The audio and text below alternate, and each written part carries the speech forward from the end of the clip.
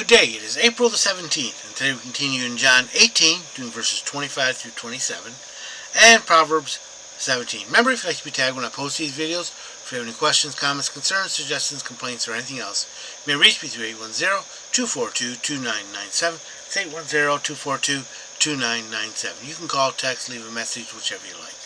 Begin John 18, starting at verse 25. And Simon Peter stood and warmed himself.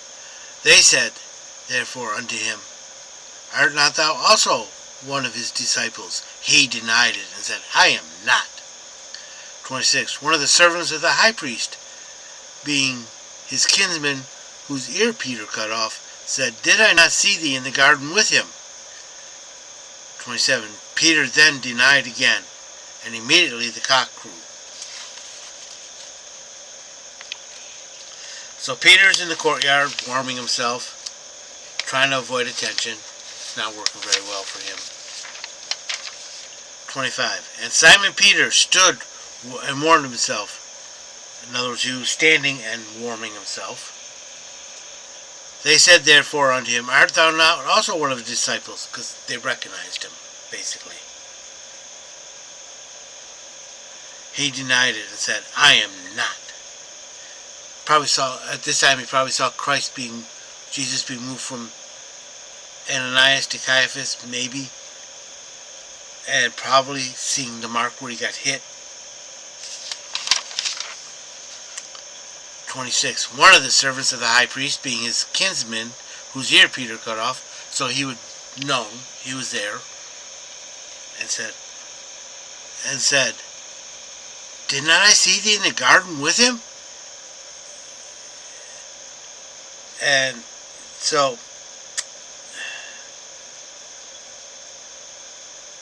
this part here is probably about an hour later. It's either from a room or while being led from Caiaphas to the Sanhedrin. He says, Didn't I see? The emphasized is the I. And verse 27. Peter denied it again, and immediately the cock crew.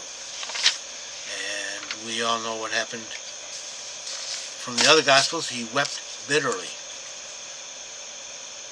And Jesus caught his eye right as that happened. And he goes, see? Probably not. Well, with sympathy, I would imagine. Proverbs 17. Better is a dry morsel and quietus therein than a full house full of feasting with strife. Yeah, peace and quiet and a quiet meal is better than feasting with all sorts of fighting.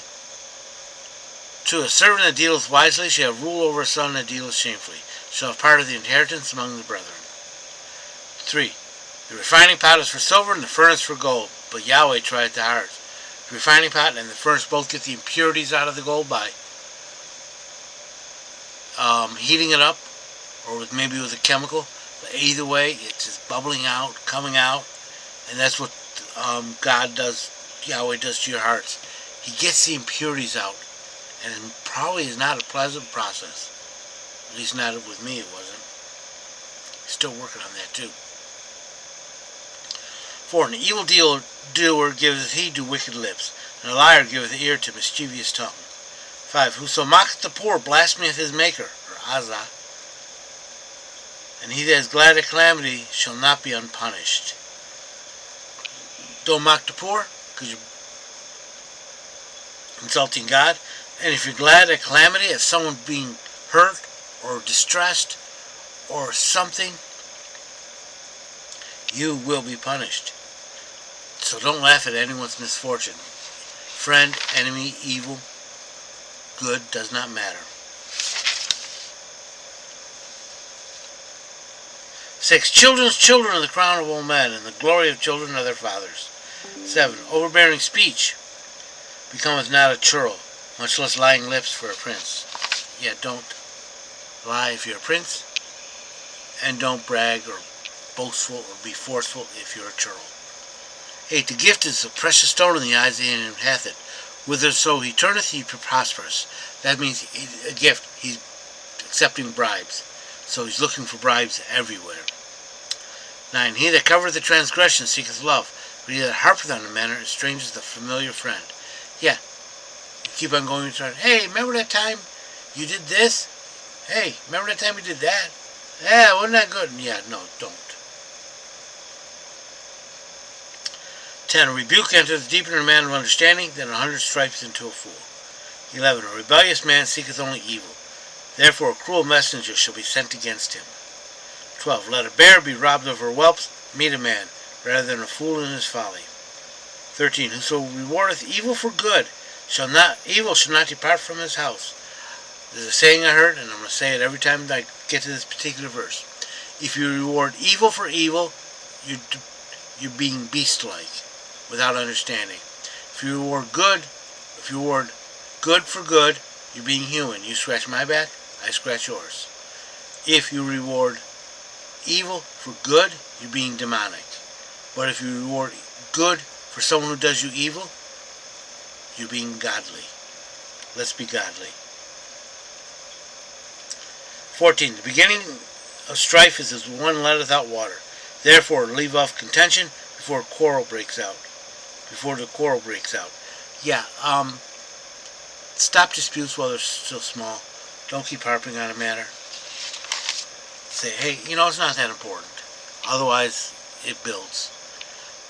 15. He that justifieth the wicked and he that condemneth the righteous, even they both are an abomination to Yahweh.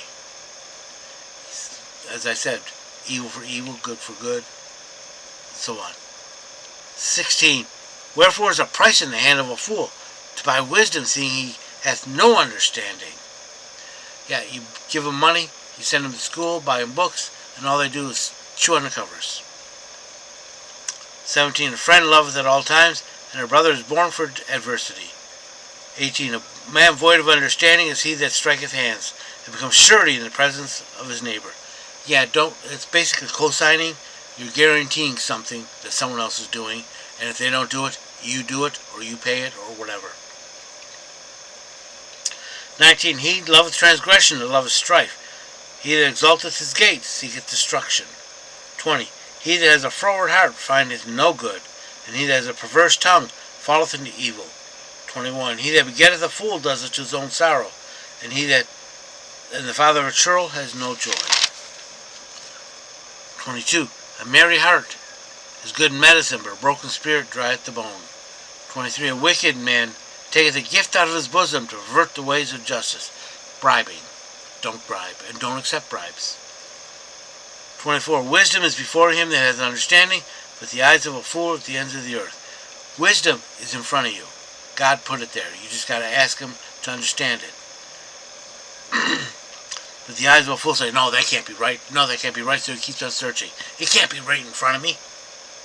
25. A foolish son is a vexation to his father, and bitterness to her that bore him. 26. To punish also the righteous is not good, nor to strike the noble for their uprightness. 27. He that spareth his words hath knowledge. He that husbandeth his spirits is a man of discernment. And 28. Even a fool, when he holdeth his peace, is counted wise, and he that shutteth his lips is esteemed a man of understanding. There's a saying it's better to keep quiet and be thought a fool than to open your mouth up and remove all doubt. I hope you've been blessed by this reading. May the Lord richly bless you. Remember, if you'd like to be tagged when I post these videos, if you have any questions, comments, concerns, suggestions, complaints, or anything else, you may reach me through 810-242-2997. It's 810-242-2997. You can call, text, leave a message, whichever you like. Remember, Jesus loves you, and so do I.